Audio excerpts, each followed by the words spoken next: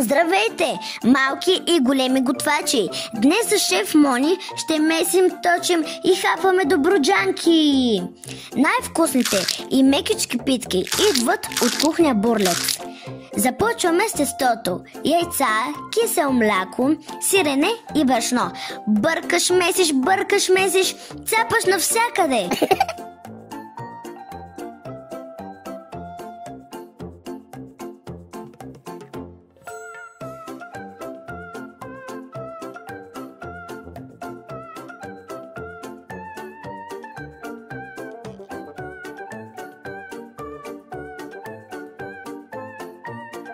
И готово! Стана време да наредим пичиците.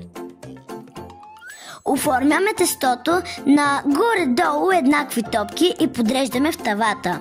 Не пропускаме задължителната част за вкусни и пухкави добруджанки, а именно парченце масло в центъра на всяка питка.